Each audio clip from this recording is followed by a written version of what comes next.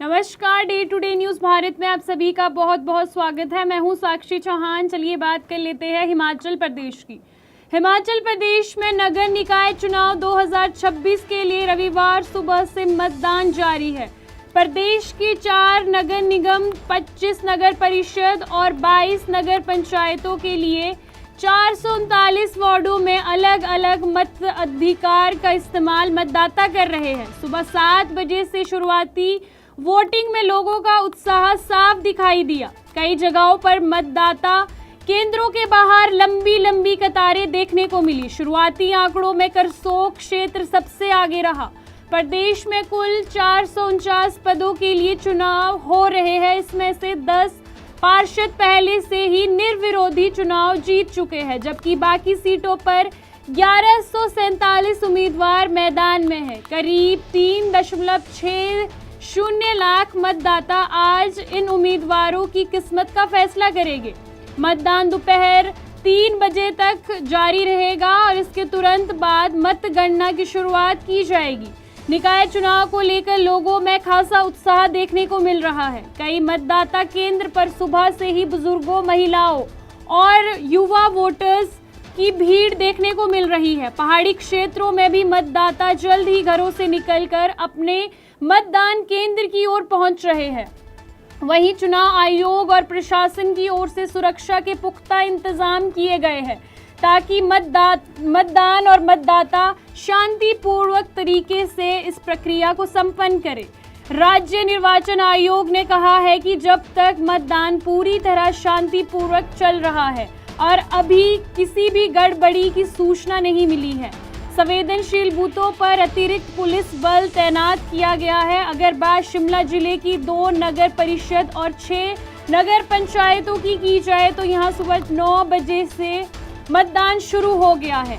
यहां कुल 123 उम्मीदवार चुनावी मैदान में हैं। कई मतदान केंद्रों पर सुबह से ही लंबी लंबी लाइनें देखने को मिल रही है।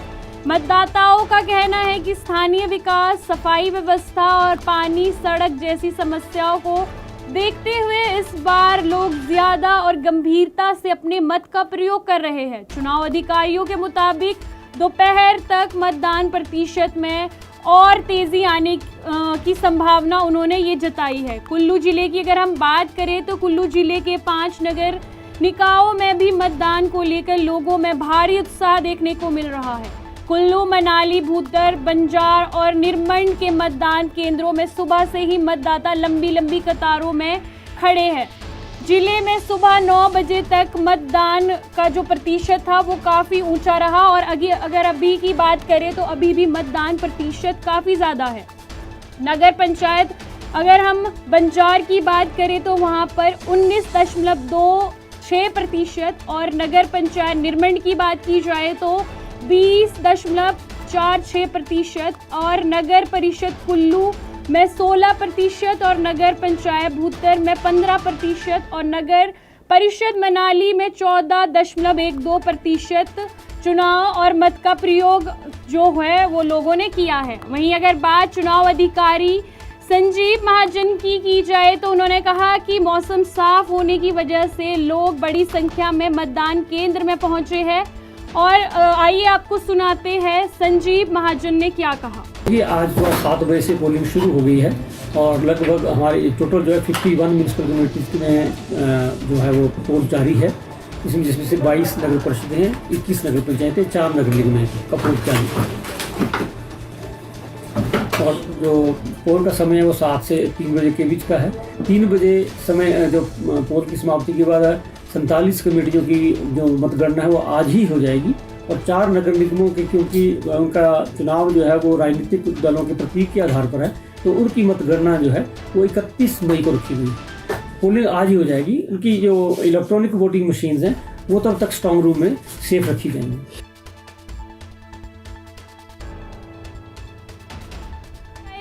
जिले के 2 नगर परिषदों और 4 नगर पंचायतों में भी भारी मात्रा में मतदाताओं ने अपने मत का इस्तेमाल किया।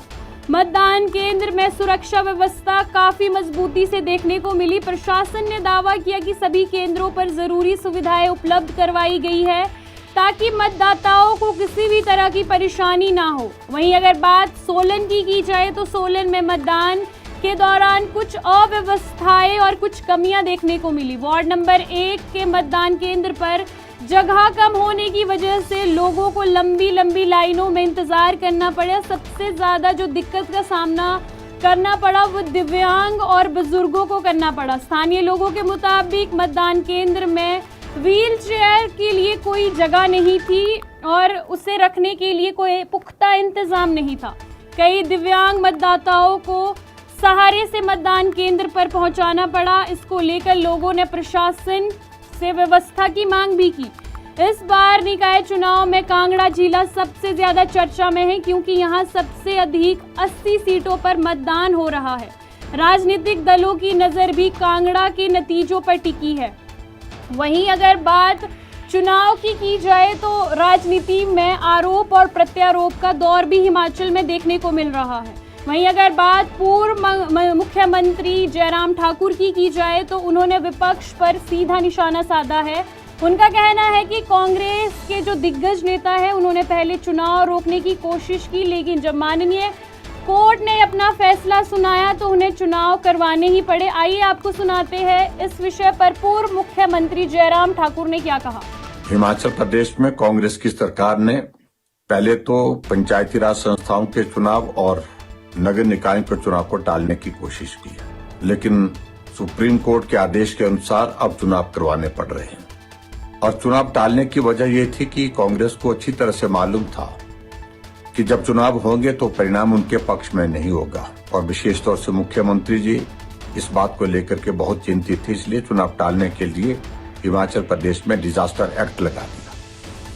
और अभी मैं देख रहा हूं कि जब चुनाव का प्रचार का अभियान अंतिम चरण पर पहुंचा, जब आशा के अनुरूप उनको समर्थन और सहयोग जनता के बीच में नहीं मिल पा रहा है, तो चुनाव में ऐसे घटिया हथकंडे अपनाने की कोशिश की है जो अभी तक प्रचार को बिल्कुल एक तरह से निम्न स्तर पर ले गए हैं।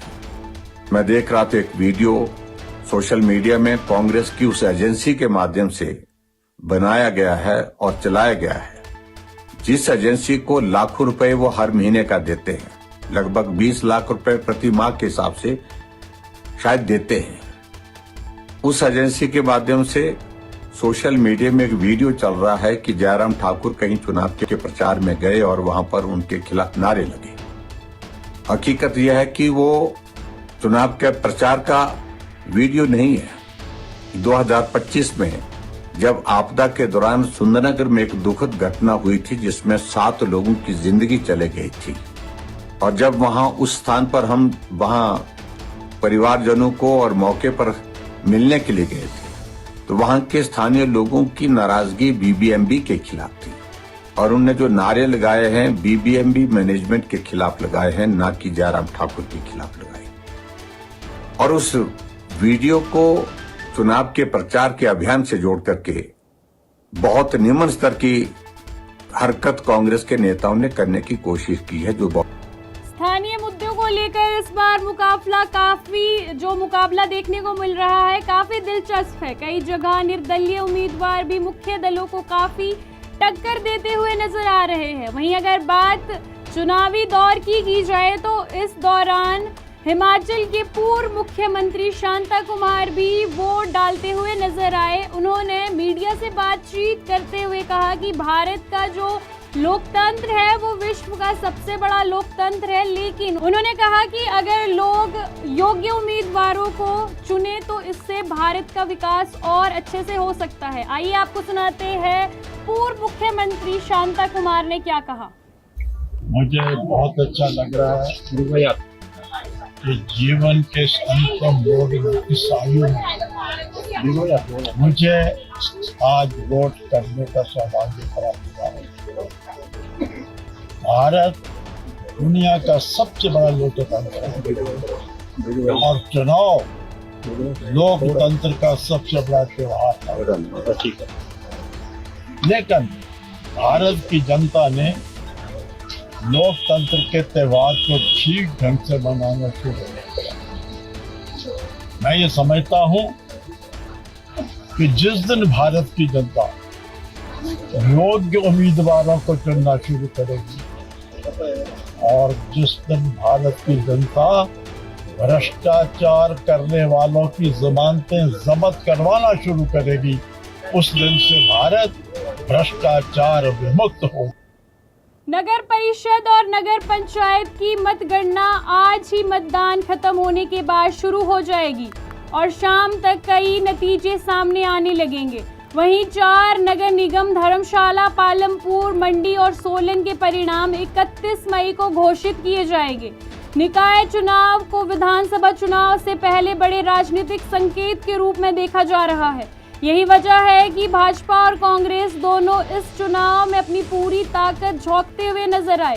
स्थानीय स्तर पर विकास, सड़क, पानी, सफाई और पार्किंग जैसे मुद्दे चुनाव प्रचार में ज्यादा छाए रहे। अब सभी की नजर मतदान प्रतिशत और आने वाले चुनावी परिणामों पर टिकी है। शुरुआती मतदान को देखते हुए माना जा रहा है कि इस बार कई निकायों में बड़ा मुकाबला देखने को मिल रहा है और आगे जब इसके रिजल्ट घोषित होगा तो आगे और तस्वीर साफ हो जाएगी। आपको बता दें कि day to day news Bharat निष्पक्ष तरीके से पत्रकारिता करता है। हमारा कोई भी रिपोर्टर फील्ड में किसी से कोई उपहार या विज्ञापन स्वीकार नहीं करता और ना ही किसी को ब्लैकमेल करता। हम हमेशा दबे कुचले लोगों की आवाज़ बनते आए हैं और आगे भी बनेंगे। साथ ही हम लोकतंत्र के चौथे स्तंभ को मजबूत करने की कोशिश करेंगे। अभी के लिए फिलहाल इतना ही। देश दुनिया की तमाम खबरें जानने के लिए day to day news Bharat को देखते रहे। साथ ही हमारे चैनल को लाइक, शेयर और सब्सक्राइब करना ना भूलें। नमस्कार।